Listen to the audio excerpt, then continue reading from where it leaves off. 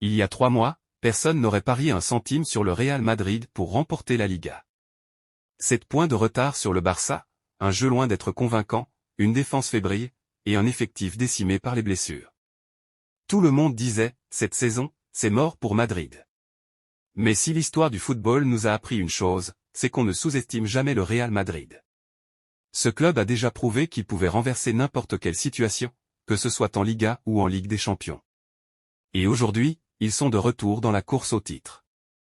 Que s'est-il passé? Comment le Real Madrid a-t-il réussi à relancer la machine?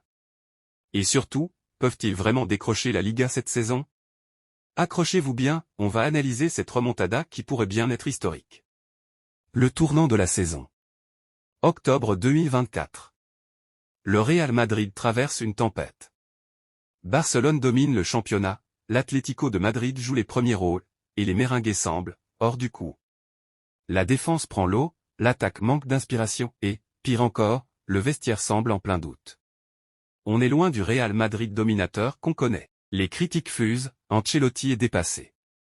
Mbappé ne justifie pas son statut de star, l'équipe manque d'équilibre. Mais à Madrid, les crises ne durent jamais longtemps. Et si les Merengues sont capables de renverser des matchs en 5 minutes, pourquoi ne seraient-ils pas capables de retourner une saison entière? La montée en puissance. Le tournant, il arrive quand Kylian Mbappé prend les choses en main. Critiqué en début de saison, il explose littéralement ces dernières semaines, but décisif, passe lumineuse, influence grandissante. Le patron, c'est lui. Mais il n'est pas seul. Jude Bellingham continue de briller au milieu de terrain, Vinicius retrouve sa magie, et même la défense, tant critiquée, commence à retrouver de la solidité. Et pendant ce temps, leur adversaire flanche. L'Atlético de Madrid s'incline face à Leganés. Le Barça perd des points face à des équipes largement à sa portée. Et pendant ce temps-là, le Real Madrid enchaîne les victoires. Résultat?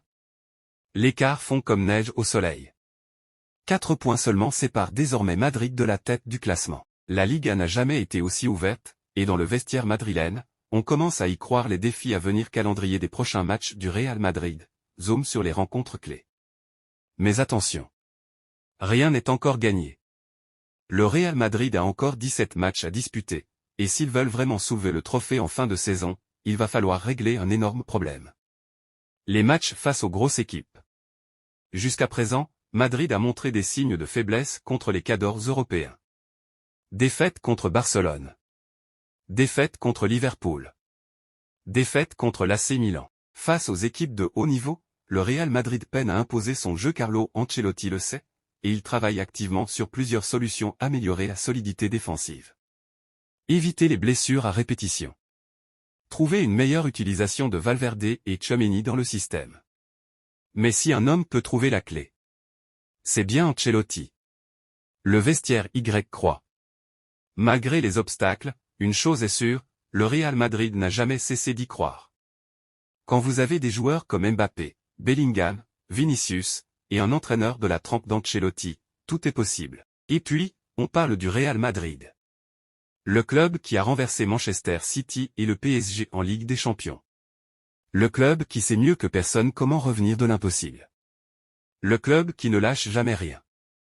Et si c'était une nouvelle remontada? Alors maintenant, la question est simple, assisterons-nous à une nouvelle remontada historique? Est-ce que Madrid va déjouer tous les pronostics et s'offrir un nouveau sacre? Dites-moi ce que vous en pensez en commentaire. Est-ce que vous croyez au sacre du Real cette saison? Ou est-ce que vous pensez que Barcelone et l'Atlético sont encore un cran au-dessus? Si vous avez aimé cette analyse, n'oubliez pas de like la vidéo pour soutenir le travail. Vous abonner pour ne rien rater de l'actualité foot.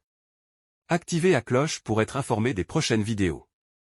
On se retrouve très vite pour une nouvelle analyse 100% football.